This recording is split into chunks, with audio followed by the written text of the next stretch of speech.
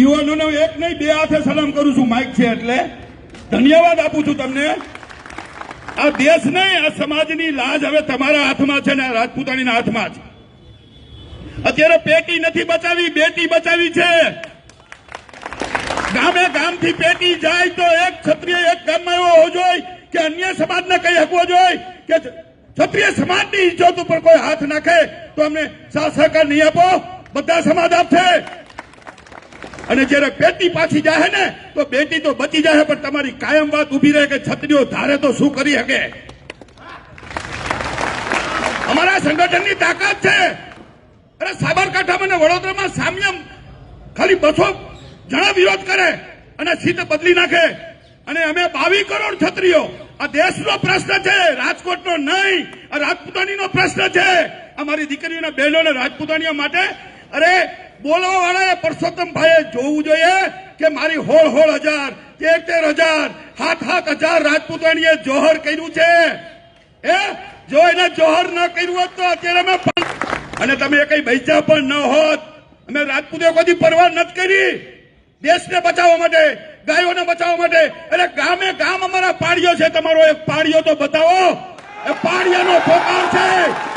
અરે ક્ષત્રિયનો ધર્મ છે માફી આપવાનો, પણ આ માફિયાની યોજનામાં આવે એવી ટિપ્પણી તે કરી છે ભાઈ. એટલે માફી ન મળે.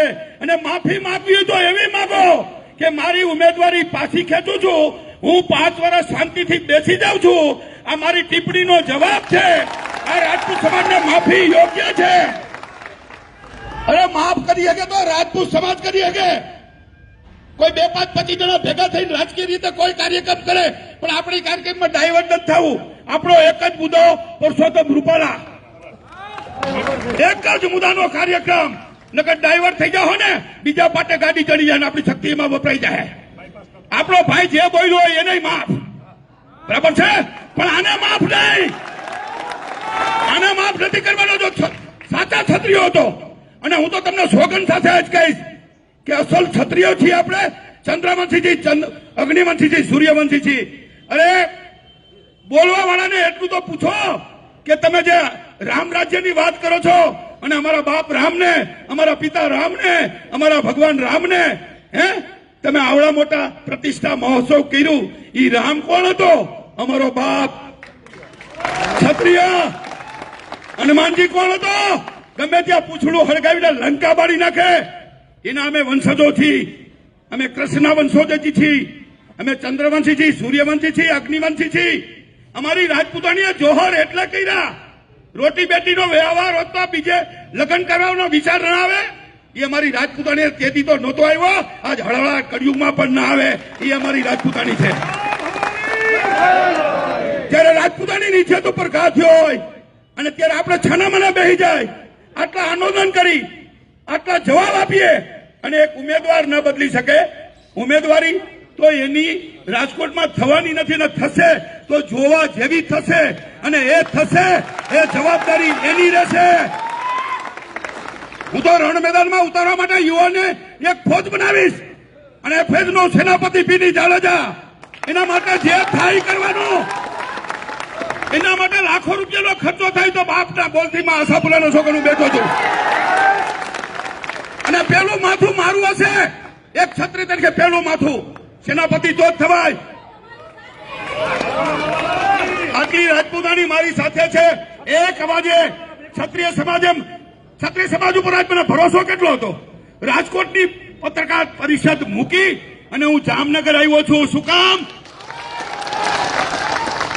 આજે મારે જામનગરને એટલું કહેવું હતું કે બધા યુદ્ધ આપણે જામનગરથી લડ્યા છીએ. પછી બુચરમોરીનું હોય કે મીઠોઈનું હોય, તમાચરનું હોય કે જુનાગઢનું હોય, 1.25 લાખના સૈન્યને ભગાડનાર એ અમે ભૂમિ ઉપર જામનગરના જામ સાહેબના વંશજો છીએ અમે. અરે સાલા રાજપૂતોથી રાજ થાય. આ તો તમે દૂધ ઉગાડું રાખ્યું મીંદડા પી ગયા એના જેવું થયું. એ ક્ષત્રિયનો ધર્મ છે, ગુણધર્મ છે. ક્ષત્રિય તો ત્યાગી છે. બલિદાન, આત્મસમર્પણ, કામ ક્રોધથી અમે અલગ રહ્યા છીએ. પણ ગામે ગામ અમારા પાડિયા ત્યારે જ હોય. તમારું એક ગામ એવું બતાવો કે જ્યાં ક્ષત્રિયનો પાડિયો નથી. અમે પાડિયાઓ છીએ, અમે પીર છીએ, અમે એક વીર છીએ, અમે એક મહાપુરુષ છીએ, અમે એક આદિપુરુષ છીએ, અમે ક્ષત્રિય છીએ. ક્ષત્રિયને નબળા ના આપતા અને એવું ના માનતા કે 1.5 લાખ મત છે. એક ક્ષત્રિય હોને ભારે પડે, હોને. મારે તો ખાલી તમને જવાબદારી 10 ની જ આપી છે. 70% આપણા મતદાન હોય અને એક ક્ષત્રિય 10 મત લાવે તો 70 ના 170% થઈ જાય. અરે ભી પડી જાય, ભી. આપણી વાત સાંભળે કેમ નહીં? ગામે ગામથી પ્રચાર કરજો અને અહીંથી નીકળ્યા પછી એક જ માળા જપી લેજો. બરાબર છે? હું ક્ષત્રિય છું.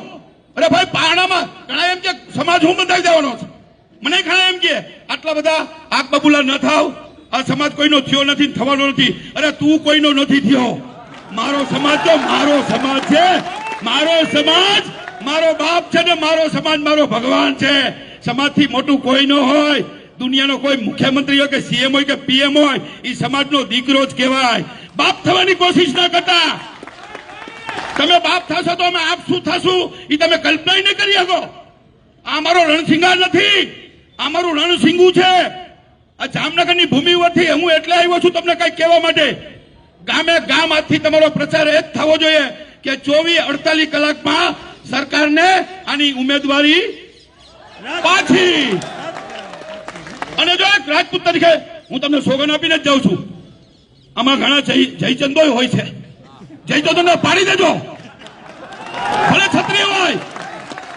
જયચંદ થયો તો ને ક્ષત્રિય કેમ કહેવો? એનો ડીએનએ ટેસ્ટ કરાવવો પડે. તું રાજપૂત નથી, તું જયચંદ છો. આવા જયચંદો આવે તો એને પણ પાડી દેજો હોનારતમાં, તો જ આપણો સમાજ બચી શકશે. અત્યારે એક થવાની તક મળી છે. આ જો મા ભગવતીની કૃપા છે. આપણો સમાજ છેલ્લા 10-15 વર્ષથી એટલો સુખી સંપન્ન થયો છે કે આરટીઓમાં ગાડીઓના નામ નોંધવામાં પણ આરટીઓ 3 મહિને સિરીઝ બદલે છે. એવો રાજપૂત સમાજને અત્યારે તક મળી છે. શેના માટે? એક થવા માટે નહીં. ભાગલા ન પડવા દેતો. ગમે તેવા મેસેજ આવે, જે કઈ આવે, એક જ મુદ્દાનો કાર્યક્રમ. ભાઈ, આ મેસેજ બંધ કરો, ફલાણાએ ડેમેજ કંટ્રોલ કર્યું. અરે ભલે કર્યું, ડેમેજ કંટ્રોલ કરવા ડેમેજ થઈ ગયા. આપણે નથી થવાના. તમે 24 કલાકથી મેસેજ, વિડીયો, ઓડિયો વાંચો છો. શું થયું? વિનાશકાળ વિપરીત બુદ્ધિ. ક્ષત્રિય સમાજથી કોઈ મોટું ન થઈ શકે. એટલે મારા ભાઈઓને આજ કઈ કહેવા આવ્યો છું. હું તો કાયમ માટે દેવા વાળો છું આ સમાજને, પણ આજે લેવા આવ્યો છું.